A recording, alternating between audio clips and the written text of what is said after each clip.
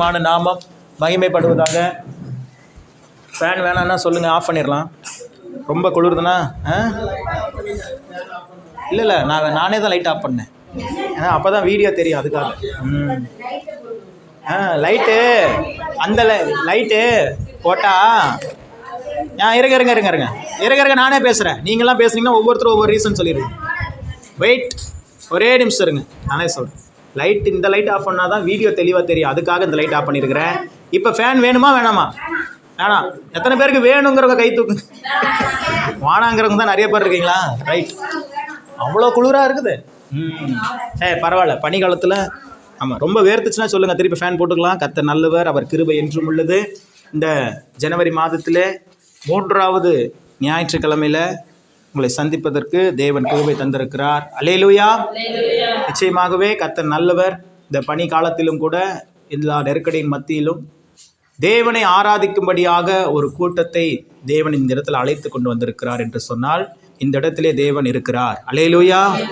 ஆண்டவர் இந்த இடத்துல இல்லைன்னா நீங்களாம் இங்கே வர முடியாது. இங்கே இருக்கிற யார் வீட்டுக்காக நான் வந்திருக்கிறேன்னா, ஒவ்வொரு சில பாஸ்டர்ஸ்லாம் பார்த்தீங்க அப்படின்னா வாரம் வீட்டு விசிட்டிங்லாம் போவாங்க. அதுவும் ஒரு சில ஃபேமிலியெல்லாம் ரொம்ப வாஞ்சையான ஒரு ஃபேமிலிஸ்லாம் இருந்தாங்கன்னு வச்சுக்கோங்களேன். ரொம்ப ஆண்டவருடைய வார்த்தைக்கு ரொம்ப இடம் கொடுக்குறவங்க, ஆண்டவருடைய ஊழியங்களில் ரொம்ப தாகமாக இருக்கிற குடும்பமாக இருந்துச்சுன்னா வாரத்தில் 2 தடவைலாம் கூட விசிட்டிங் போவாங்க. நான்லாம் விசிட்டிங்கே போகிறதே இல்லை. அல்லேலூயா. ஏன் விசிட்டிங் போகிறதில்ல அப்படின்னா, அவர் உங்களை விசிட் பண்ணிகிட்டே இருக்கிறார் டெய்லியும். என்னுடைய ஜபம், என்னுடைய சகோதரி சிஸ்டர் ரேணுகா பெங்களூரில் இருக்கிறாங்க, அவங்களுடைய ஜபம்லாம் தினசரி டெய்லி குறைஞ்சது ஒரு 2 மணி நேரம் 3 மணி நேரம் நம்ம சபைக்காகவே ஒரு சகோதரி அங்கே ஜெபிச்சுட்டே இருக்கிறாங்க. அல்லேலூயா. கடந்த நாட்களில் நான் பெங்களூர் போயிருந்தேன். இந்த பொங்கல் நாட்களில் அங்கே எப்பயுமே ஒரு ரெகுலராக பொங்கல் டைமில் அங்கே ப்ரேயர் நடக்கும் அவங்க சபையில். உங்களுக்குலாம் ஒரு ப்ரேயர் ஆயில் ஒன்று கொடுப்போம் பார்த்தீங்களா, அது அங்கேருந்து தான் வாங்கிட்டு வருவேன். அதை அவங்க எப்படி செய்வாங்க அப்படின்னா, இந்த வருஷம் தொடங்கிடுச்சுன்னு வச்சுக்கோங்களேன், இந்த வருஷத்தினுடைய ஒரு பாதி மாதங்கள், ஒரு 5 மாதம் 6 மாதம் கடந்த உடனேயே 100 நாள் உபவாச ஜெபம் வைப்பாங்க. எத்தனை நாள்? 100 நாள். டெய்லி உபவாச ஜெபம், காலையிலேருந்து மத்தியானம் வரைக்கும் ப்ரேயர் நடந்துகிட்டே இருக்கும். அந்த ப்ரேயரில் வந்து இந்த ஆயில் இல்லை டின் கணக்கில் வாங்கி வச்சுருவாங்க. முன்னாடியே வாங்கி வச்சுருவாங்க. வாங்கி வச்சுட்டு அந்த எண்ணெய்க்காகவே 100 நாள் ஜெபம் பண்ணுவாங்க. ஒரு வருஷத்தில் பாதி நாட்கள் 100 நாட்கள் அந்த எண்ணெயை ஆண்டவருடைய ரத்தமாக மாறணும்னு சொல்லி ஜெபிச்சுக்கிட்டே இருப்பாங்க. அதனால தான் அந்த எண்ணெயை கொண்டு வந்து உங்கள்கிட்ட கொடுத்தா உங்களுடைய வியாதிகள் மாறுது, உங்களுடைய பலவீனங்கள் மாறுது, குடிக்க அடிமைப்பட்டிருக்கிறவங்க மனம் திரும்புகிறாங்க. அதனால தான் அந்த எண்ணெய்க்கு வந்து அவ்வளோ ஒரு பவர். காரணம் என்னென்னா, அதை அந்த 100 நாள் உபவாசித்து ஒரு கூட்ட மக்கள், நம்மளை மாதிரி ஒரு கூட்ட ஜெப மக்கள் ஜெபிச்சு அந்த எண்ணெயை இயேசுவின் ரத்தமாக மாறணும்னு சொல்லி வைராக்கியமாக ஜெபிக்கிறதுனால அந்த எண்ணெயில் தேவனுடைய வல்லமை இறங்கி அது ரத்தமாகவே, இயேசுவின் ரத்தமாகவே மாறுகிறது. அதை வாங்கணுங்கிறதுக்காகவே நான் போயிருந்தேன், வாங்கிட்டு வந்திருக்கிறேன். உங்களுக்கு நான் கொடுக்குறேன். உங்களுக்கு ஒவ்வொருக்கும் ஒவ்வொரு பாட்டில். ஏன்னா இந்த வாட்டி ரொம்ப லிமிட்டடாக தான் கொடுத்துருக்குறாங்க. ஏன்னா அது எங்கேயோ அங்கே பெங்களூர்லேருந்து எந்தெந்த மும்பைக்கு போகுது, கர்நாடகாவில் இருக்கிற பல ஸ்டேட்ஸ், பல மாநிலங்களுக்கு, பல மாவட்டங்களுக்கு போகுது. ஜம்மு காஷ்மீரில் இருக்கிறவங்களுக்கு அந்த எண்ணெயை வாங்கிக்கிறாங்க. நம்ம இப்போ தமிழ்நாட்டுக்கு எடுத்துகிட்டு வரோம். அதனால் நிறைய பேர் அந்த எண்ணெயினால் ஆசீர்வதிக்கப்படுறாங்க. இயேசுவினுடைய ரத்தத்தின் வல்லமை அந்த இதில் இருக்கிறதுனால நிறைய பேர் அதனால் சுகப்படுத்தப்படுறாங்க. நிறைய பேர் வந்து பார்த்திங்கன்னா அதில் அந்த ஒரு பலப்படுத்தப்படுறாங்க. அதனால வந்து பார்த்தீங்க அப்படின்னா அந்த எண்ணெய் வந்து ரொம்ப டிமாண்டாக இருக்குது, ரொம்ப கம்மியாக தான் நம்மளுக்கு கிடச்சிச்சு. அதனால் அந்த எண்ணெயை வந்து நீங்கள் சரியாக பயன்படுத்தணும். அந்த எண்ணெயை வந்து வேஸ்ட் பண்ணக்கூடாது. நான் உங்களுக்கு ஒரு பாட்டில் எண்ணெய் கொடுக்குறேன் அப்படின்னா, இங்கே கவனிங்கம்மா, என்னை கவனிச்சிங்கன்னா தான் நான் சொல்கிறது உங்களுக்கு புரியும். இருங்க, பேசாதீங்க. நான் பேசும்போது நீங்கள் என்னை கவனிச்சிங்கன்னா தான் நான் என்ன சொல்கிறேங்கிறது உங்களுக்கு புரியும். அதனால தான் சொல்கிறேன், கொஞ்சம் நேரம் தான், நான் சீக்கிரமாக முடிச்சிருங்க, கவலைப்படாதீங்க. அப்போ அந்த பாட்டில் எண்ணெயை வந்து நீங்கள் பத்திரமா வாங்கிக்கிட்டு, அதை வாங்கிட்டு போன உடனேயே நீங்கள் வீட்டில் ஒரு தேங்காய் எண்ணெயோ இல்லை வேறு ஏதோ எண்ணெய் வாங்கி இந்த எண்ணெயை அதில் மிக்ஸ் பண்ணி வச்சுக்கோங்க. மிக்ஸ் பண்ணிவிட்டு அந்த டப்பாவை தூக்கி போட்டுறாதீங்க, அதை திரும்பி என்கிட்ட கொண்டு வந்து கொடுங்க. ஏன்னா இந்த டப்பா இங்கே கிடைக்க மாட்டேங்குது, அது பெங்களூரில் தான் மேக்ஸிமம் கிடைக்குது. அதனால் திரும்பவும் நமக்கு என்ன வேணும்னா அந்த பாட்டிலில் ரீஃபில் பண்ணி கொடுப்போம். அதனால் நீங்கள் வீட்டில் அந்த எண்ணெயை ஊற்றிட்டு அடுத்த வாரம் திருப்பி கொண்டு வந்துருங்க. அதே மாதிரி நான் கொடுக்குற எண்ணெயை வந்து டேரக்டாக யூஸ் பண்ணாமல் அது இன்னொரு எண்ணெயில் கலந்து நீங்கள் இயேசுவின் ரத்தம் செய்யன்னு சொல்லி ஜெபம் பண்ணிவிட்டு நீங்கள் யூஸ் பண்ணுங்கள்.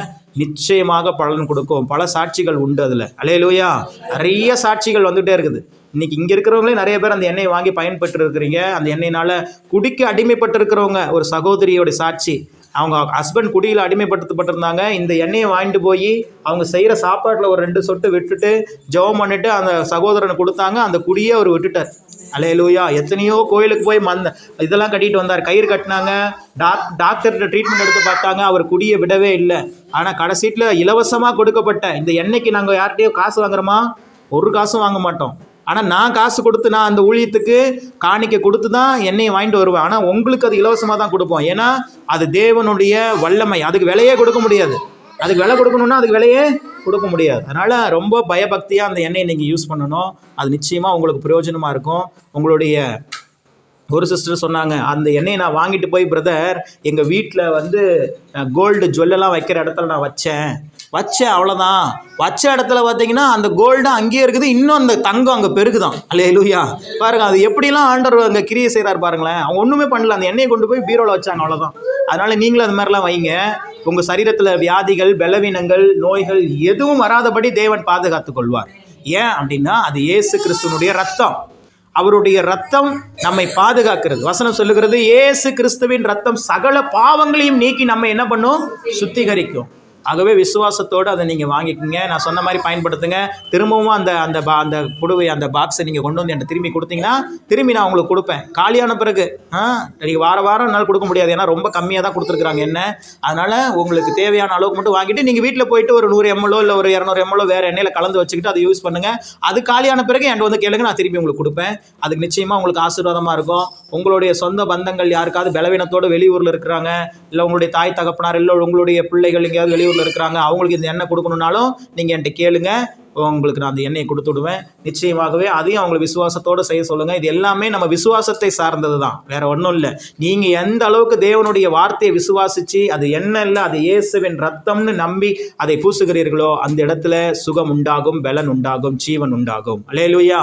அவர் ஒரே ஒரு வார்த்தை சொன்னால் போதும், அற்புதம் எங்கேயோ இருக்கிற ஒருத்தருக்கு அற்புதம் நடக்கும். அப்படி பல அற்புதங்களை ஆண்டவர் நமக்கு செய்ய உண்மையுள்ள தேவனாக இருக்கிறார். ஆகவே நீங்கள் அதை வாங்கிக் கொள்ளுங்கள். கர்த்தர் உங்களை ஆசீர்வதிப்பார். அல்லேலூயா. கடந்த நாட்களிலும் கூட புதிதாக நம்ம சபையில் நிறைய பேர் வந்திருக்கிறீங்க. உங்களை எல்லாரையும் நான் வரவேற்கிறேன். இந்த சபையில் ஆண்டவர் உங்களை கொண்டு வந்ததற்கு ஒரு நோக்கம் உண்டு. இது பிரதிஷ்டை பண்ணப்பட்ட இடம். இந்த சபை பார்த்தீங்க அப்படின்னா ஒரு ஸ்பெஷலான ஒரு சபை. ஆமாம். ஏன் அப்படின்னா இந்த சபையை ஆரம்பித்த காலத்திலிருந்து இன்றைக்கு வரைக்கும் ஒரு தடையும் இல்லாமல் இந்த ஊரில் நடக்குது அப்படின்னா அதுக்கு நமக்கு ஒன்றும் பெரிய செல்வாக்கோ இல்லை பணமோ இல்லை ஒரு ஆள் பலமோ அதெல்லாம் ஒன்றுமே கிடையாது. நம்மளே வெளியூருக்காரங்க தான் சொல்ல போனால். அல்லேலூயா. உள்ளூருக்காரங்களே இங்கே சபை நடத்துவதற்கு அனுமதி இல்லை. ஆனாலும் தேவன் நம் மீது கிருபையாக நம்மளுக்கு தயவு பண்ணினதுனால, ஊர் கண்கள் மத்தியில் நமக்கு தயவு கிடைத்ததுனால இன்றைக்கி இந்த இடத்துல நம்ம ஆராதனை நடத்துவதற்கு தேவன் உதவி செய்திருக்கிறார். இந்த ஊரில் முதல்ல நான் இங்கே ஹாஸ்பிட்டலில் ஒர்க் பண்ண வைஃப் நர்ஸாக ஒர்க் பண்ணும்போது வரும்போது எங்களுக்கு வீடுக்கு சர்ச் இல்லை, வீடு குடியிருக்கிறதுக்கு வீடு கேட்டுறதுக்கே விட மாட்டேன்ட்டாங்க. நாங்கள் வெளியூருக்காரங்களாம் என்ன பண்ண மாட்டோம், வீடு விடமாட்டோம் அப்படின்ட்டாங்க. அப்புறம் கொஞ்ச நாள் நான் வடுகர்பேட்டையில் வீடு குடியிருந்து அங்கேருந்து தான் டெய்லி டியூட்டிக்கு வந்துட்டு போவோம். இப்போல்லாம் ரோடு நல்லா போட்டாங்க. இந்த ரோடு வடுகர்பேட்டையிலேருந்து இந்த ரோடு அப்போல்லாம் பயங்கர மோசமாக இருக்கும். நைட் ஷிஃப்ட்டெல்லாம் இருந்துச்சுன்னு வச்சுக்கோங்களேன், என் மனைவியை கூட்டிகிட்டு வந்துட்டு இங்கே விட்டுட்டு திரும்பி ரிட்டர்ன்லாம் போக மாட்டேன். இங்கே நானும் படுத்து தூங்கிடுவேன். அவங்க நைட் ஷிஃப்ட் பார்ப்பாங்க, நான் உள்ளே போய் ஏதாவது ஒரு கட்டிலில் ஏறி படுத்து தூங்கிடுவேன். காலையில் டியூட்டி முடிஞ்சு திரும்பி கூட்டிகிட்டு போவேன். அல்லேலூயா. ஏன்னா அவ்வளோ ரொம்ப கஷ்டமான ஒரு இடங்கள், பகுதி, ரோடு வசதிகள் ரொம்ப உடஞ்சி போய் ரொம்ப நெருக்கடியாக இருக்கும். யாராவது லிஃப்ட் கேட்டாங்கன்னு கை காட்டி லிஃப்ட் கொடுத்தீங்க, நீங்கள் முடிஞ்சிங்க. அப்படிலாம் நடந்திருக்குது. நான்லாம் ஒரு பையன் சின்ன வயசு குழந்தை, என்ன சொல்ற, ரொம்ப போனால் ஒரு 19 வயசு தம்பி தான். அவன் ஒரு ஃபோனு கேட்டான், ஒரு ஃபோனை கொடுங்க நான் ஃபோன் பேசி தரேன்னு சொல்லி கேட்டான்னு சொல்லி ஃபோனை கொடுத்தேன். ஃபோனை வாங்கினவன் அப்படியே வண்டியை ஸ்டார்ட் பண்ணி இழுத்துட்டே போயிட்டான், தரன்னு நீ. அப்படியெல்லாம் இதே ஊரில் நடந்திருக்குது, அலந்தலப்பூரில். ஆமாம், கையெல்லாம் தரைச்சிக்கிட்டு அப்புறம் ஒரு வழியை அவனை பிடிச்சிட்டான், வேறு வழியில். ஆனால் சொல்கிறேன், அவ்வளோ ரொம்ப நீங்கள் உதவின்னு செய்ய போனால் கூட உங்களுக்கு உபத்திரவமாக மாறிடுற சூழல் இங்கே அதிகம் உண்டு. அப்படி பல நெருக்கங்கள், பல சூழ்நிலைகள், பல நெருக்கத்தின் மத்தியில் இந்த சபையை நடத்துவதற்கு தேவன் உதவி செய்தார். ஆனால் இன்றைக்கி நம்ம விசாலமாக இந்த இடத்துல இருக்கிறோம். இந்த இடத்த ஆண்டவர் நமக்கு கொடுத்தாரு. இந்த இடத்துல ஆண்டவர் நிரம்பி வழியும்படி செஞ்சுட்டாரு. அல்லேலூயா. இன்னமும் இந்த இடத்த நம்ம சொந்தமாக வாங்கி இதை இன்னும் எக்ஸ்டெண்ட் பண்ணுவதற்கு தேவன் நமக்கு உதவி செய்வார். அல்லேலூயா. ஏன்னா நம்மளுடைய நம்பிக்கை அவர் மீது மாத்திரம்தான். நம்மளுடைய நம்பிக்கைனா என்ன, நீங்கள் வர்றீங்க, நீங்கள் பலவீனம் இல்லாமல் இருக்கணும், உங்களுக்கு வியாதிகள் இருக்கக்கூடாது, நோய்கள் இருக்கக்கூடாது, உங்கள் குடும்பங்கள் சமாதானத்தோடு இருக்கணும், நீங்கள் கடன் பிரச்சனைகள் எல்லாம் மாறணும், நீங்கள் மற்றவங்களுக்கு கொடுக்குற அளவுக்கு உங்களுடைய வாழ்க்கையில் ஆசீர்வாதம் தங்கி இருக்கணும். அதை தான் நாங்கள் விரும்புகிறோம். அதுக்காக தான் ஒவ்வொரு நாளும் உங்களுக்காக ஜெபம் பண்ணிட்டு இருக்கிறோம், வேறு ஒன்றுமே இல்லை. அல்லேலூயா. ஆமாம், இடம் இருந்தால் நல்லா உட்காந்துக்கோங்க, தள்ளி உட்காந்துக்கோங்க இந்த பக்கம். ஆமாம், இந்த வீடியோ மறைச்சிட போது பார்த்துக்குங்க. சேர் கூட இருக்குது, சேர் இருந்தால் உட்காந்துக்கோங்க. கர்த்தர் உங்களை ஆசீர்வதிப்பாராக. நம் தேவனுடைய வார்த்தைக்கு நேராக கடந்து செல்லலாம். வாசிக்கலாம். செப்பனியாவின் புத்தகம் 3ஆம் அதிகாரம் அதனுடைய 15ஆம் வசனம். இந்த வருஷத்தில் தேவன் நமக்கு தந்திருக்கிற வாக்குத்தத்த வார்த்தையவே நம்ம தியானிக்க போகிறோம். ஆசிங்க, செப்பனியாவின் புத்தகம் 3ஆம் அதிகாரம் அதனுடைய 15வது வசனம். கர்த்தர் உன் ஆக்கினைகளை அகற்றி உன் சத்துருக்களை விலக்கினார். இஸ்ரவேலின் ராஜாவாகிய கர்த்தர் உன் நடுவிலே இருக்கிறார். இனி தீங்கை காணாது இருப்பாய். கண்களை மூடி செபிப்போம். வார்த்தையாகிய தேவனே, எங்கள் மத்தியில் வெளிப்படும் பேசுகிறவர்கள் நீங்கள் அல்ல, பிதாவின் ஆவியானவரே உங்களிலிருந்து பேசுகிறார் என்று சொன்ன வார்த்தையை கடப்படுத்தி அருளும். சொல்லும் அடியார்கள் கேட்கிறோம். திருவசனத்தை கேட்கிறவர்களாய் மாத்திரம் அல்லாமல் அதன்படி செய்கிறவர்களாய் மாறைகளை அர்ப்பணிக்கிறோம். இயேசு கிறிஸ்துவின் நாமத்தில் பிதாவே, அல்லேலூயா. இந்த வருஷத்தினுடைய வாக்கு தத்தம், இந்த வார்த்தை தான் தேவன் நமக்கு கொடுத்தார். இந்த வருடம் நம்மளுக்கு, நம்ம எல்லாருக்குமே, நம்ம சபையை சார்ந்த, நம்ம சபைக்கு வருகிற ஒவ்வொருவருக்கும் ஆண்டவர் சொன்ன ஒரு வார்த்தை என்னன்னா, இந்த ஆண்டு உங்களுக்கு தெய்வீக இளைப்பாறுதலின் ஆண்டாக இருக்கும். அல்லேலூயா. தெய்வீக இளைப்பாறுதல், ரிலாக்ஸேஷன், டிவைன் ரெஸ்ட், தெய்வீகமான ஒரு இளைப்பாறுதல். எப்போ இளைப்பாறுதல் கிடைக்கும் அப்படின்னு கேட்டிங்க அப்படின்னா, நம்ம வாழ்க்கையில் நம்ம விரும்பினது எல்லாமே நம்ம வாழ்க்கையில் நடக்கும்போது மனசில் மிகப்பெரிய ஒரு மகிழ்ச்சியோடு நான் அப்படியே ரிலாக்ஸாக இருப்போம். பார்த்தீங்களா, அதுதான் ரிலாக்ஸேஷன். அப்போ இந்த ஆண்டில் தேவன் சொன்ன ஒரு காரியம், இந்த ஆண்டு நம்முடைய சபையில் இருக்கிற எல்லாருடைய வாழ்க்கையில் இருக்கிற பிரச்சனைகள் எல்லாம் நீங்கி, பலவீனங்கள் எல்லாம் நீங்கி, வியாதிகள் எல்லாம் நீங்கி, நீங்கள் தேவ சமூகத்திலே தெய்வீக இளைப்பாறுதல் அடைவீர்கள். அல்லேலூயா. அதற்கு ஆதாரமாகத்தான் இந்த வாக்குத்தத்தத்தை கொடுத்தார். கர்த்தர் உன் ஆக்கினைகளை அகற்றி, ஆக்கினைகள் என்றால் தண்டனைகள், கர்த்தர் உன் தண்டனைகளை அகற்றி உன் சத்துருக்களை எல்லாம் என்ன பண்ணிட்டாரு? விலக்கிட்டாரு. இஸ்ரவேலின் தேவனாகிய கர்த்தர் உன் நடுவில் இருக்கிறார். இனி என்ன பண்ண மாட்ட? தீங்கை காண மாட்டாய். ஏன் நம்ம தீங்கை காண மாட்டோம் அப்படின்னா, முக்கிய காரணமே என்னன்னு கேட்டீங்கன்னா, அவர் நம் நடுவில் இருக்கிறார். அல்லேலூயா. நீங்க பார்த்தாலும் பார்க்கலனாலும், நீங்கள் உணர்ந்தாலும் உணரவில்லை என்றாலும் உங்கள் நடுவில் ஒருவர் இருக்கிறார். அல்லேலூயா. சாதாரணமாக அல்ல. நீங்கள் இந்த உலகத்தில் மற்ற எத்தனையோ நம்பிக்கைகள் உண்டு மனதில். நம்ம எந்த நம்பிக்கைகளையும் காயப்படுத்துவதில்லை, எந்த நம்பிக்கையும் குறைச்சி மதிப்பிடுகிறதும் இல்லை. ஆனால் ஆண்டவராகிய இயேசு கிறிஸ்துவனிடத்தில் நீங்கள் பேசுனா அவர் திரும்ப பேசுகிறத உங்கள் காது கேட்கும். யாராவது ஒரு நாள் ட்ரை பண்ணி பாருங்கள். ஒரு விடிய காலில் 3 மணிக்கு எந்திரிங்க. விடிய காலில் எத்தனை மணிக்கு? 3 மணிக்கு எந்திரிச்சு 3 to 3:30 பேசிக்கிட்டே இருங்க. ஏசப்பா என்கிட்ட பேசுங்க, ஏசப்பா என்கிட்ட பேசுங்க, ஏசப்பா என்கிட்ட பேசுங்கன்னு சொல்லிக்கிட்டே இருந்து பாருங்களேன். கொஞ்ச நேரத்தில் நீங்கள் யோசிக்கவே மாட்டீங்க. யாரோ மெல்லிய குரலில் உங்கள் காதில் பேசுகிற சத்தம் உங்களுக்கு கேட்கும். ஏனால் நாம் ஆராதிக்கிற தேவன் இன்றைக்கும் உயிரோடு இருக்கிறார். அல்லேலூயா. அவர் மரித்து போன கடவுள் அல்ல, செத்து போன கடவுள் அல்ல, அவர் உயிரோடு இருக்கிறார். நீ என் மத்தியில் நீ ரொம்ப என்கிட்ட பர்ஃபெக்டாக இருந்தால் தான் நான் உன்கிட்ட பேசுவேன், நீ நல்லா சுத்தபத்தமாக இருக்கணும், அப்படி இப்படி அதெல்லாம் இல்லை. அவர் தகப்பன், நாம் பிள்ளை, அவ்வளோதான். அல்லேலூயா. அவர் தகப்பன், நீங்கள் பிள்ளைகள். நீங்கள் எப்போ கூப்பிட்டாலும் இருக்கிறேன் என்று சொல்லுகிறவர் அவர் ஒருவர் மாத்திரம்தான். அல்லேலூயா. அதே போல் எந்த சூழ்நிலை வந்தாலும், எல்லா சூழ்நிலையிலும் நீங்கள் மகிழ்ச்சியாக இருந்தாலும் உங்கள் கூட இருப்பார், நீங்கள் துக்கமாக இருந்தாலும் உங்கள் கூட தான் இருப்பார். நீங்கள் பலவீனத்தோடு இருக்கும்போது உங்கள் கூட இருப்பார், நீங்கள் சுகவீனத்தோடு, நீங்கள் சுகமாக ஜீவனோடு ஆரோக்கியத்தோடு இருக்கும்போது உங்கள் கூடவே இருப்பார். அவர் உங்களை விட்டு பிரியவே மாட்டார். ஏன்னா உங்களைனா அவருக்கு ரொம்ப பிடிக்கும். அல்லேலூயா. உங்கள் மேலே வச்ச அன்புனால தான் இயேசு கிறிஸ்துவே பூமிக்கு அனுப்புனார். நான் யோசித்து பார்ப்பேன், பிதாவாகிய தேவன் யாரை அதிகமாக நேசிச்சார்? இயேசு அதிகமாக நேசிச்சாரா, இல்லை உங்களே என்னையும் நேசிச்சாரா அப்படின்னு பார்த்தீங்கன்னா, என்னையை கேட்டால் இயேசு கிறிஸ்துவை விட உங்களை என்னையும் தான் அதிகமாக நேசிச்சிருக்கிறார். அதனால தான் நம்மெல்லாம் அவரிடத்துல சேர்க்கப்படணுங்கிறதுக்காக அவருடைய சொந்த குமாரனாகிய இயேசுவையே பலியாக கொடுத்தார், தைரியமாக கொடுத்தார். இவரை பலி கொடுத்தா இவ்வளோ ஜனங்கள் என்னிடத்துல வர முடியும், இவ்வளோ ஜனத்தினுடைய பாவங்கள் மன்னிக்கப்படும், இவ்வளோ ஜனங்கள் நரகத்துக்கு போகாமல் சொர்க்கத்துக்கு நேராக வர முடியுங்கிறதுனால அந்த பாவமறியாத ஒரு பலியை, அந்த இரத்தத்தை நமக்காக இந்த பூமியில் சிந்தப்படுவதற்கு அனுமதி கொடுத்தார். அல்லேலூயா. அதனால் தேவன் நம்ம மீது அவ்வளவு பிரியமுள்ள ஒரு தேவனாக இருக்கிறார், நம்ம மேலே அவ்வளவு பாசமுள்ள அன்புள்ள ஒரு தேவனாக இருக்கிறார். இங்கே மதத்தை போதிப்பது இல்லை. கிறிஸ்தவம் என்பது ஒரு மதமே இல்லை. அது ஒரு மார்க்கம், அது ஒரு வழி, அவ்வளோதான். பல வழிகள் உண்டு, எந்த வழியில் வேணாலும் போகலாம். இப்போ இங்கேருந்து புள்ளம்பாடி போகணுன்னா எப்படிலாம் போகலாம் சொல்லுங்கள்? நேராக போனால் ஒரு ரூட் இருக்குது, வரக்குப்பை தாப்பாய் ரூட்டில் ஒரு புள்ளம்பாடி போகலாம்.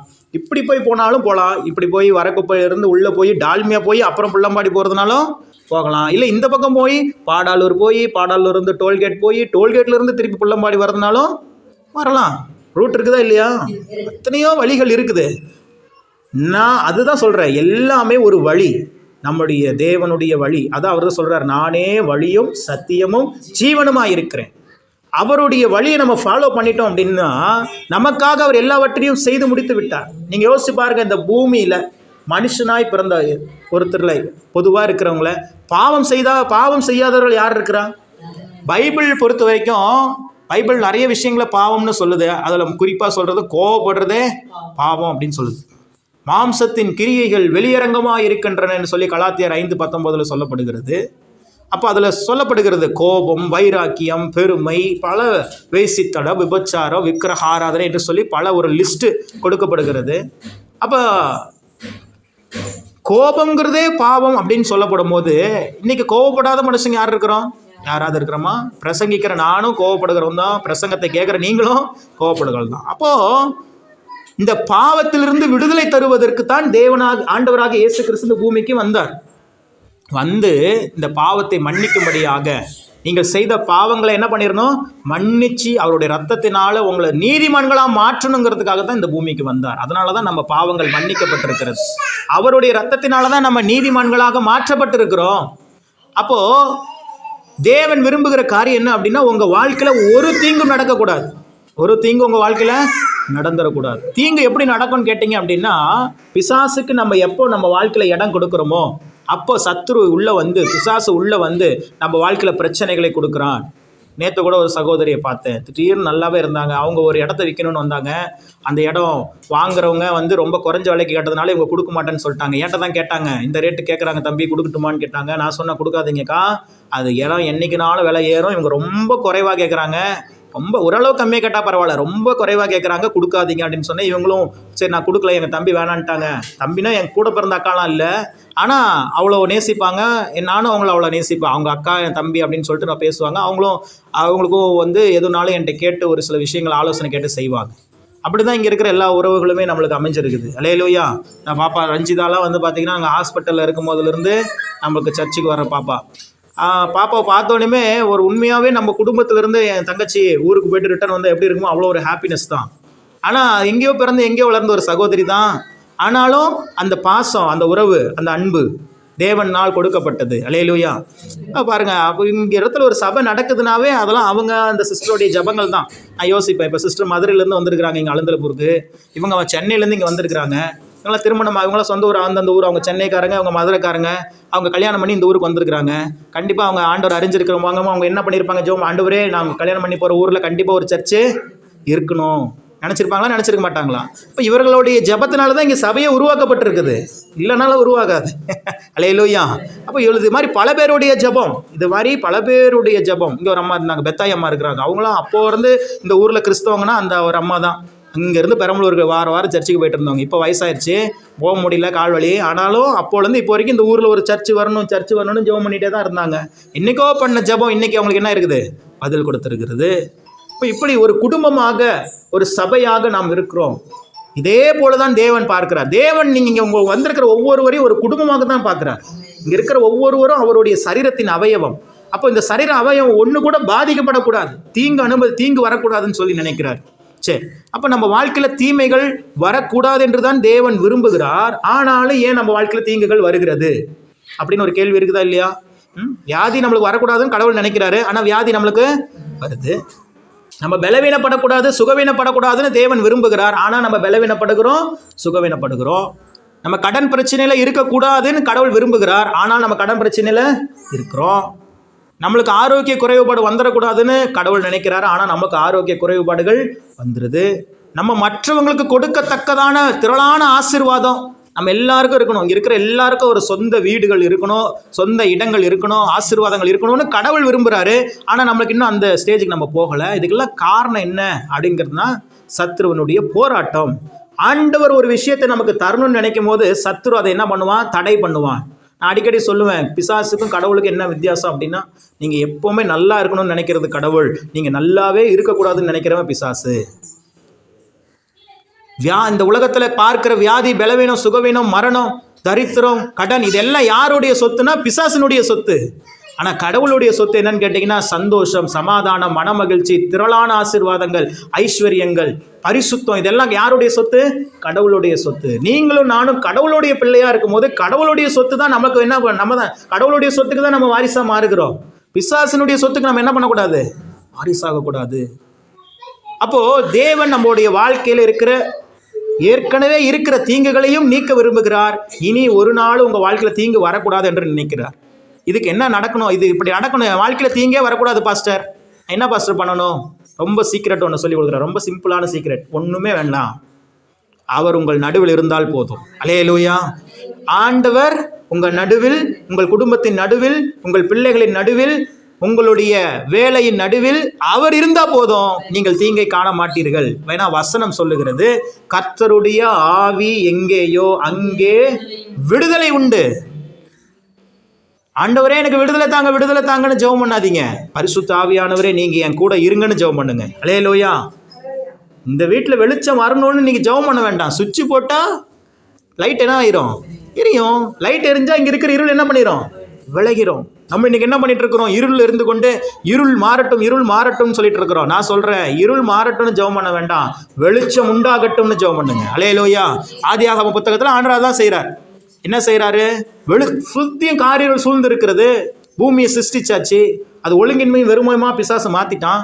ஆண்டவர் பார்க்குறாரு, இங்கே இருக்கிற இருளை குறித்து அவர் பேசவில்லை. நீங்கள் ஆதியாகமத்தில் படித்து பார்த்தீங்கன்னா தெரியும். அவர் பேசுனது என்ன தெரியுமா? வெளிச்சம் உண்டாக கடவது என்றார், வெளிச்சம் உண்டாயிற்று. அல்லேலூயா. ஆமாம், இருக்கிற சூழ்நிலைகளை குறித்து பேச வேண்டாம். உங்களுக்கு என்ன வேணுமோ அதை ஆண்டவர்கிட்ட கேட்டு பேசுங்க. நீங்கள் கடன் பிரச்சனை இருக்கிறது உங்களுக்கு முன்னாடி அவருக்கு தெரியுமா தெரியாதா? நீங்கள் பலவீனத்தோடு, சுகவீனத்தோடு, வியாதியோடு இருக்கிறீங்க, அது அவருக்கு தெரியுமா தெரியாதா? தெரியும். நான் சொல்கிறேன், உங்களுடைய பாடுகளை உங்களை விட அதிகமாக அறிந்தவர் அவர் தான். ஏனால் அவர் தகப்பன். அவர் தகப்பனுக்கு தெரியும் தான் பிள்ளை எவ்வளோ வேதனைப்படுதுன்னு சொல்லி, தான் பிள்ளையோடைய கஷ்டம் என்னங்கிறது அவருக்கு தெரியும். அப்போது இதெல்லாம் அவருக்கு சொல்லாமலே தெரியும். ஆனால் அவர் என்ன விரும்புகிறாருன்னா, இதன் மத்தியிலையும் அப்பா எனக்கு உதவி செய்வார்னு என் பிள்ளை வாயிலிருந்து ஒரு வார்த்தை வராதா, அப்படி தான் யோசிக்கிறார். அல்லேலூயா. இந்த வியாதி என்ன வியாதி? இந்த வியாதியை மாற்றுகிற அப்பா என் கூட இருக்கிறாருன்னு நீங்கள் விசுவாசிச்சிங்க வச்சுக்கோங்க, வியாதி பறந்து போயிடும். அல்லேலூயா.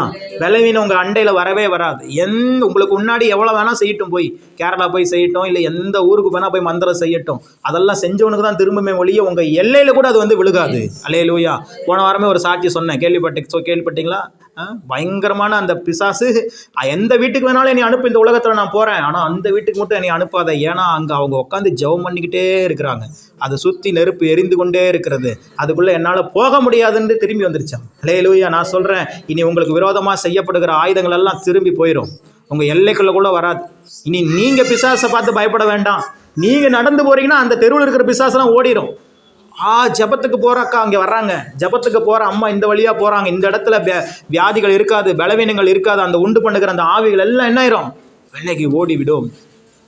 நம்ம புரிஞ்சுக்கணும், இது ஏதோ நார்மலாக நமக்கு நடக்குது அப்படின்னு நினைக்காதீங்க. இது எல்லாத்துக்கு பின்னாடியும் ஒரு ஆவியினுடைய கிரியைகள் இருக்குது. எல்லாவற்றுக்கும் பின்னாடி ஒரு ஒரு மறைவான ஒரு மண்டலம் ஒன்று செயல்பட்டு கொண்டு இருக்கிறது. அதை நம்ம சந்திக்கணும். அதனால தான் ஆண்டவர் சொல்கிறார் பைபிளில், மாம்சத்தோடும் ரத்தத்தோடும் நம்மளுக்கு என்ன இல்லை? போராட்டமே இல்லை. மாம்சம் ரத்தங்கிறது மனுஷனோட. இன்றைக்கி ஒருத்தர் என்கிட்ட சண்டைக்கு வர்றாரு அப்படின்னா, அவர் என்னை கோபமாக திட்டுறாரு அப்படின்னா, அவருக்கு எனக்கு சண்டையை நான் நினைக்கக்கூடாது, அவருக்கு பின்னாடி இருந்து ஒரு ஆவி கிரியை செய்யுது. இன்றைக்கி குடும்பங்களில் பல பிரச்சனைகள், கணவனுக்கும் மனைவிக்கும் பல பிரச்சனை. கணவனுடைய உதாரணத்துக்கு எடுத்துக்கினா, கணவன் நல்ல பயங்கரமாக குடிக்கிறாரு. நீங்கள் நல்லா புரிஞ்சுக்கணும், அவர் உண்மையாக விரும்பிலாம் குடிக்கல, அவருக்கு பின்பதாக இருந்து ஒரு ஆவி என்ன பண்ணிட்டு இருக்குது? அவரை ஆப்ரேட் பண்ணிட்டு இருக்குது, அவரை செயல்படுத்தி கொண்டு இருக்கிறது. தவறான காரியங்களை பேசுகிறாங்கன்னா அவங்களா பேசல, அவங்களுக்குள்ள ஒரு ஆவி என்ன பண்ணிட்டு இருக்குது? ஆப்ரேட் பண்ணிட்டு இருக்குது. ஒருத்தருக்கு வியாதி வருது, ஒருத்தருக்கு பலவீனம் வருதுன்னா அதுவாக தானாலும் வராது, அதுக்கு ஒரு ஸ்பிரிட் இருக்குது. அந்த பலவீனப்படுத்துகிற ஆவி அப்படின்னே பைபிள் இருக்குது. என்ன ஆவி? அது பேர் பலவீனப்படுத்துகிற ஆவி. நான் இந்த ஊருக்கு வந்து முதல்ல ஜெபிக்கும் போது அந்த ஆவி தான் நான் வந்து ஆண்டவர் அந்த ஆவியை தான் கடிந்து கொண்டு ஜெபம் பண்ண சொன்னார். இந்த அழுந்தல பொருளை அதிகமாக கிரியை செய்து கொண்டிருக்கிற ஆவி எந்த ஆவி அப்படின்னு பார்த்தா பலவீனப்படுத்துகிற ஆவி. அதனால தான் பாருங்கள், இந்த ஊரில் இருக்கிறவங்களுக்கு ஓரளவுக்கு எல்லாருமே வசதியாக இருப்பாங்க. வீட்டில் இருக்கிறவங்க யாராவது ஒருத்தர் வெளிநாட்டில் இருப்பாங்க. நான் சொல்கிறது முக்கால்வாசி பேர், கால்வாசி பேர் கொஞ்சம் கஷ்டப்படுறாங்க, அவங்கள விட்டுருங்க. முக்கால்வாசி பேர் பார்த்தீங்கன்னா சொந்த வீட்டுக்காரங்களாக இருப்பாங்க, பண வசதிகள் இருக்கும், எல்லாம் இருக்கும். ஆனால் சரீரம் வேதனையோடு இருப்பாங்க, வலியோடு இருப்பாங்க, வியாதியோடு இருப்பாங்க. நீங்கள் நல்லா என்னையை விட உங்களுக்கு இந்த அழுதலை பொருள் பற்றி உங்களுக்கு நல்லா தெரியும். அல்லேலூயா. நானும் அதை பார்த்துட்டேன். என் ஒய்ஃப் இங்கே நர்ஸாக இருக்கும் போது இங்கே எத்தனை பேர் வருவாங்க, பெரிய பெரிய ஆட்கள்லாம் கூட வருவாங்க. என்னன்னே தெரியாது, கால் வலி, உடம்பு வலி, பிரச்சனை, போராட்டம். இது இந்த ஊரை ஒரு ஸ்பிரிட் என்ன பண்ணுது, ஆப்ரேட் பண்ணிட்டு இருக்குது. அதனால தான் அதை வெளியே அனுப்பணுங்கிறதுக்காக தான் இங்கே சபையை ஆரம்பித்தோம் முதல்ல. அல்லேலூயா. அதுக்கு தான் இந்த எண்ணெயவே கொண்டு வந்தோம். அதனால தான் இங்கே வருகிறவங்க அந்த எண்ணெயை வாங்கினாங்கன்னா சுகமாகறாங்க. அப்போது இந்த இடத்துல இருந்து இப்படி ஜெபிக்க ஜெபிக்க ஜெபிக்க அந்த ஆவி பார்க்கும், சரி இதுக்கு மேலே இந்த ஊர் மேலே நம்ம கண்ட்ரோல் செலுத்த முடியாதுன்னு சொல்லிட்டு அது விலகியே போயிடும். அப்புறம் பாருங்கள், இந்த ஊரில் இருக்கிறவங்களுக்கு எந்த பலவீனமும் வராது, அவங்க நல்லா இருப்போம். அல்லேலூயா. நம்ம சக்ஸஸ் ஆயிடுவோம். இப்படி ஒவ்வொரு ஊருக்கும் ஒவ்வொரு கட்டுகள் உண்டு. ஒவ்வொரு ஊர்லேயும் ஒரு எல்லையில் ஒரு சில ஆவிகள் ஜனங்களை வேதனைப்படுத்திட்டு இருக்கும், காயப்படுத்திட்டு இருக்கும், கஷ்டப்படுத்திட்டு இருக்கும். ஒரு சில ஊர்லாம் நாகர்கோயிலில் ஒரு ஊர்லாம் பார்த்தீங்க அப்படின்னா குடும்பங்கள் இருக்குது நிறைய. அந்த கிராமத்துக்குள்ளே போயிட்டீங்கன்னு வச்சுக்கோங்களேன், வீட்டில் பார்த்தீங்கன்னா எல்லா வீட்லேயும் சகோதரிகள் பிள்ளைகளோடு இருப்பாங்க, கணவரே இருக்க மாட்டாங்க, பிரிஞ்சிருப்பாங்க. அந்த ஃபேமிலி, அந்த ஊரில் அப்படி ஒரு ஸ்பிரிட்டு, அது ஒரு ஆவி. அது என்ன ஆவி? பிரிவினையின் ஆவி. என்ன ஆவி? அந்த ஆவி என்ன பண்ணும் அப்படின்னா கணவனையும் மனைவியும் பிரித்து வச்சிரும், பெற்றவங்களையும் பிள்ளைகளையும் பிரித்து வச்சிரும். ஏதாவது அந்த வீட்டுக்குள்ள, அந்த ஊருக்குள்ளே போயிட்டு ஒரு 20 வீட்டில் நீங்கள் ஜெபம் பண்ணிட்டு வந்துட்டிங்கன்னா அந்த 20 வீட்டில் 13 வீடு 14 வீடு என்ன தான் பிரச்சனைன்னு ஜெபம் பண்ண சொன்னான்னு கேட்டோம்னா அவங்க சொல்லுவாங்க, நான் எங்கள் கணவரை பிரிஞ்சிருக்கிறோம், அதுக்காக ஜெபம் பண்ணுங்க பாஸ்டர் அப்படிம்பாங்க. என் பிள்ளை அவன்கிட்ட பேசுகிறதே இல்லை பாஸ்டர், அவன் மனைவியோட போயிட்டான், அதுக்காக ஜெபம் பண்ணுங்கன்னு தாயார்கள் சொல்லுவாங்க. அப்போ இதெல்லாம் ஏன் ஒரே மாதிரியான பிரச்சனை எல்லாத்துக்கும் இருக்குது அப்படின்னா அந்த ஊரில் ஒரு ஸ்பிரிட் கிரியேட் செய்து அது பிரிவினையின் ஆவி. அப்போ அந்த பிரிவினையின் ஆவி என்ன பண்ணிடணும், அந்த ஊரை விட்டு துரத்திட்டா குடும்பங்கள் ஒன்றிணைக்கப்பட்டு விடும். இன்னொரு சில ஊர்லாம் பார்த்தீங்கன்னா ஊர் ஃபுல்லாக குடிகாரங்களாகவே இருப்பாங்க, எல்லார் வீட்லேயும் குடிப்பாங்க. எப்படி? அப்போ காரணம் என்னன்னா அவங்க காரணம் இல்லை, அந்த ஊரை ஆளுகை செய்கிறது எந்த ஆவி? குடிவெறியின் ஆவி. எல்லாம் பைபிளில் தான் இருக்குது. இதெல்லாம் எத்தனையோ வருஷங்கள் முன்னாடி பைபிளில் எழுதப்பட்டுருச்சு. எல்லாத்துக்கு பின்னாடி ஒரு ஸ்பிரிட் இருக்குது. நீங்கள் கூட உங்கள் வீட்டில் ஒரு சண்டை வந்துருச்சு, பிரச்சனை வந்துருச்சு அப்படின்னா உங்கள் கணவரோ இல்லை உங்கள் அம்மாவோ இல்லை உங்கள் அப்பாவோ இல்லை உங்கள் மனைவியோ உங்களை திட்டாங்க அப்படின்னா அவங்களுக்கு பின்பதாக இருந்து செயல்படுகிற அந்த ஆவியை மனசுக்குள்ளே ஜெபம் பண்ணி கட்டி பாருங்களேன், அப்படியே சாஃப்ட் ஆயிடுவாங்க, அமைதியாயிருவாங்க. அந்த பிரச்சனை அப்படியே பெரிய பலூன் மாதிரி அந்த பிரச்சனை டபக்குன்னு ஒன்றும் இல்லாமல் போயிடும். அதனால் அந்த மாதிரி நிறைய நடந்துருக்குது. எங்கள் வீட்டில் எங்கள் அப்பா அம்மாவுக்கு அடிக்கடி சண்டை வந்துக்கிட்டே இருக்கும். நான் ரட்சிக்கப்பட்ட புதுசில் எனக்கு திருமணமாகிறது முன்னாடி எங்கள் அப்பா பயங்கரமான குடிகாரர், எங்கள் அம்மா பயங்கரமான பேசுகிறவங்க, பேசுகிறதுல பயங்கர கில்லாடி. பேசுனாங்கன்னா இங்கிலீஷ் வார்த்தை தான் பேசுவாங்க, தமிழே வராது வாயில். எங்கள் அம்மாவுடைய அண்ணனும் தம்பி இங்கே தான் இருக்கிறாரு, போய் சொல்லிடாதீங்க. அல்லேலூயா. ஆல்ரெடி வீடியோவில் வர பார்ப்பாங்க, சரி வாய் கொடுத்துட்டோம், மாட்டிக்கிட்டோம், ரைட்டு, ஓகே, அல்லேலூயா. ஆமாம். அப்போது சண்டை வந்துக்கிட்டே இருக்கும் பாருங்கள். டெய்லி எங்கள் வீட்டில் ஏதாவது ஒரு ரீசன் சண்டை வந்துருக்கும். குழம்புல உப்பு இல்லைனாலும் சண்டை வரும், உப்பு இருந்தாலும் சண்டை வரும். ஏதாவது ஒரு ரீசன் சண்டை வந்துடும். சண்டை வந்தால் அவங்க ஒரு வழி ஆயிரும். நானும் என் தங்கச்சி, நான் ஒரு பையன், ஒரு வீட்டு, ஒரு அக்கா, 2 தங்கச்சி, 4 பிள்ளைங்க. நாங்கள் போராடிக்கிட்டே இருப்போம், என்னங்கடா பண்ணுறது அப்படிங்கிற மாதிரியே இருக்கும். அப்போ எனக்கு இந்த சத்தியத்தை ஆண்டவர் எனக்கு சர்ச்சு மூலமாக, அப்போ நான் உங்களை மாதிரி ஒரு சபை விசுவாசி, ஒரு சர்ச்சுக்கு போயிட்டுருக்கிறேன். அப்போ எனக்கு அந்த பாஸ்டர் எனக்கு சொல்லி கொடுத்தாரு, உங்கள் வீட்டில் ஒரு சண்டை வந்துருச்சுன்னா உடனே உங்கள் அப்பாவும் அம்மாவும் மேலே கோவப்படாதீங்க, அவங்களுக்கு பின்னாடி இருந்து கிரியை செய்கிற அந்த ஆவியை மனசுக்குள்ளே ஜெபம் பண்ணி துரத்துங்க, ஃபேமிலி சாஃப்ட் ஆயிரும். அதுக்கப்புறம் உண்மையாகவே எங்கள் வீட்டில் ஒரு தடவை சண்டை வந்துட்டு இருக்கும்போது நீங்கள் பாட்டு சண்டை போடுங்கன்னு சொல்லிட்டு விளக்குறதெல்லாம், விளக்குனா எங்கே விளக்க முடியுது, நம்மளையும் சேர்த்து மத்திடுவாங்க. அதனால் என்ன பண்ணிடுறது, நீங்கள் 2 பேரும் சண்டை போடுங்கன்னு சொல்லிட்டு கற்றுங்கன்ட்டு நான் உள்ளே போயிட்டு என் ப்ரேயர் ரூமில் உட்காந்து எங்கள் அம்மாவுக்கும் அப்பாவுக்கும் நடுவில் கிரியை செய்கிற பிரிவினின் ஆவியை, சண்டையின் ஆவியை இயேசுவின் நாமத்தில் உன்னை துரத்துறேன் சொல்லிட்டு வெளியே வந்தால் 2 பேரும் டிவி பார்த்துட்டு இருக்கிறாங்க. அல்லேலூயா. எங்கேயா எவ்வளோ நேரம் சண்டை போட்டுட்டு இருந்தீங்க, விட்டா நீயா நானான்னு பார்த்துக்கலான்னு சொல்லி கருவா கம்பெல்லாம் எடுத்து சுற்றிட்டு இருந்தீங்க, இப்போ என்ன டிவி பார்த்துட்டு இருக்கிறீங்க அப்படின்னு பார்த்தா அதான் அந்த ஸ்பிரிட்டு போயிருச்சுன்னா ஃபேமிலி என்ன ஆயிரும். நான் ரகசியத்தை தெரிந்து கொண்டேன். இப்போவும் என் மனைவி எப்போயாவது ரொம்ப கோபம் ஆகிட்டாங்கன்னு வச்சுக்கோங்க, நான் என்ன பண்ணுவேன்னு கேளுங்க, நான் பாட்டு உள்ளே போயிடுவேன், சண்டைலாம் போட மாட்டேன், போயிட்டு ஜெபம் பண்ண ஆரம்பிச்சிடும். மனசில் அந்நிய பாஷையில் பேச ஆரம்பிச்சிடும். என் மனைவியை வஞ்சிக்கிற பொல்லாத கோபத்தின் ஆவியை வெளியே போ அப்படின்னா உடனே வந்துடும், ஏங்க டீ வேணுமா, ஏப்பா டீ வேணுமான்னு கேட்பாங்க. ஓகே, ஆவி போயிருச்சுன்னு நான் கன்ஃபார்ம் பண்ணிக்குவேன், அப்புறம் தான் வெளியே வருவேன் நான். அல்லேலூயா. பிள்ளைகளும் அப்படி தான். சாக்கின் திடீர்னு பார்த்தீங்கன்னா ஒரு சில நேரத்தில் என்ன பண்ணுவான், அப்படியே பயங்கரமான ஆக்ரோஷமாக மாறிடுவான். எதுவும் பண்ண மாட்டான். அந்த நேரத்தில் அவனை அடிக்கவே மாட்டேன் பார்த்துக்குங்க. அமைதியாக இருந்துக்கிட்டு இயேசுவின் நாமத்தினால என் பிள்ளைய தொட நினைக்கிற பொல்லாத ஆவி வெளியே போட்டோம் அப்படின்னு சொல்லுவேன். அப்புறம் அவனே வந்துட்டு என்னப்பா பண்ணுற அப்படின்னு வந்துடுவான் பக்கத்தில். அல்லேலூயா. அப்படி நீங்கள் ஸ்பிரிட்டோட கான்டாக்ட் பண்ணுங்க. போய் மனைவியும் பிள்ளையும் சண்டை போடுறாங்கன்னு கோவப்படுறாங்கன்னு அடிச்சுட்டு பிடிச்சிக்கிட்டு இருக்காதீங்க. அதுக்கு பின்னாடி இருந்து கிரியை செய்கிறேன். அதுக்காக போயிட்டு உங்கள் கணவர் வந்து நிற்கும் போது பிசாசே போன்னு தலையில் கை வச்சிடாதீங்க. அவ்வளோதான். எந்த பாஸ்டடி உனக்கு சொல்லி கொடுத்தான்னு நேரம் என்கிட்ட வந்துடாதீங்க. அல்லேலூயா. அப்படிலாம் நான் ஜெபம் பண்ண சொல்ல. நீங்கள் பாட்டு பொறுமையாக போய் கதவை பூட்டிக்கிட்டு பொறுமையாக சத்தம் இல்லாமல் ஜெபம் பண்ணுங்க. அப்படித்தான் ஒரு அம்மா அப்படியே சண்டை ரோட்டில் அவங்க வீட்டுக்காரர் சொல்கிறா சண்டை போடுறாருன்னு சொல்லிட்டு ரோடு ஃபுல்லாக இந்த ஆவி போட்டுன்னு கத்திக்கிட்டே போயிடுச்சு. அவர் வீட்டுக்காரரை பார்த்துட்டு அவருக்கு இன்னும் கோவம் வந்துருச்சு. யாரை பார்த்து பேய்ங்கிற, யாரை பார்த்து ஆவிங்கிற அப்படின்ட்டு அவர் இன்னும் கோவத்தில் கட்டை எடுத்து துரத்த ஆரம்பிச்சிட்டாரு. அப்படிலாம் பண்ணிடாதீங்க ப்ளீஸ். நான் சொல்கிறது, கண்ணுக்கு தெரியாத ஸ்பிரிட்டோட போராடும் போது கண்ணுக்கு தெரியாத இடத்துல போயிட்டு தைரியமாக ஜெபிங்க. ஏன்னா உங்கள் மேலே அதிகாரம் உண்டு. அல்லேலூயா. உங்கள் மேலே ஆவியானவர் இறங்கி இருக்கிறார். உங்களுக்கு அந்த பவரை தேவன் கொடுத்துட்டார். உங்கள் வார்த்தைக்கு சத்துரு நடுங்கியே ஆகணும். உங்கள் வார்த்தைக்கு பிசாசு போயே ஆகணும். ஒரு சில பிசாசு ரொம்ப ஸ்ட்ராங்காக இருக்கும். நான்லாம் போக மாட்டேன், நான் ரொம்ப வருஷமாக இங்கே இருக்கிறேங்க. நீ எத்தனை வருஷமாக இருந்தாலும் பரவாயில்ல போ சொல்லிட்டீங்கன்னா அது போயிடும். நீங்கள் வேணால் டெஸ்ட் பண்ணி பாருங்கள். அல்லேலூயா.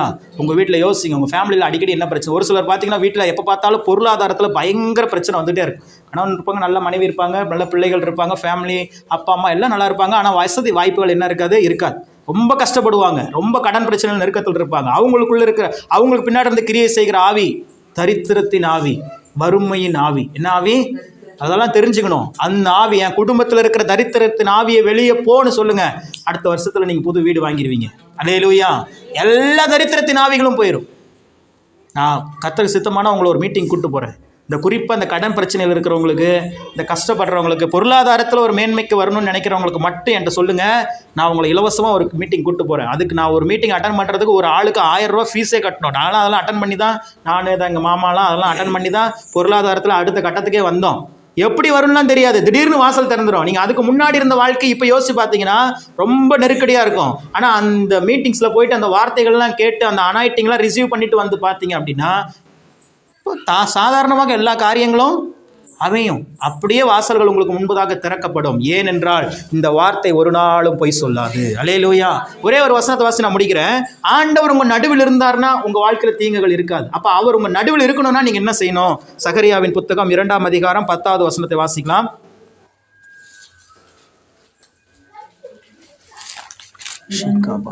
இரண்டு 10. சியோன் குமாரத்தியே கெம்பீரித்து பாடு. இதோ நான் வந்து உன் நடுவில் வாசம் பண்ணுவேன். போதும், கவனிங்க. ஒரே ஒரு விஷயம் தான் நான் சொன்ன. இதுக்கு முன்னாடி உங்கள் வாழ்க்கையில் எந்த தீங்கையும் கடவுள் விரும்புறதில்ல. தீங்கை கொடுப்பது பிசாசு தான். அந்த தீங்கு இல்லாமல் நீங்கள் வாழணும்னா ஆண்டவர் உங்கள் நடுவில் இருக்கணும்.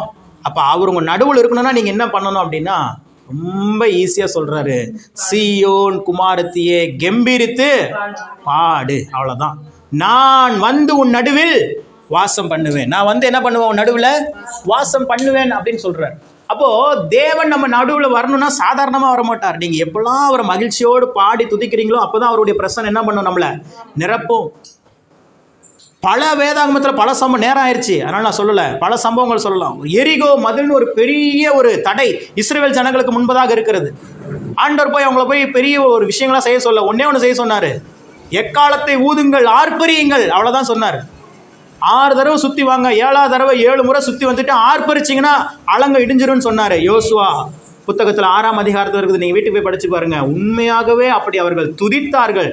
எக்காலம் ஊதுவது என்பது தேவனை துதிப்பதற்கு சமமான காரியம், தேவனை உயர்த்துவதற்கு சமமான காரியம். கடவுளை துதித்து பாடினார்கள் பாருங்க. சுற்றி இருந்த தடைகள், எரிகோ மதில்கள் நொறுங்கி போனது.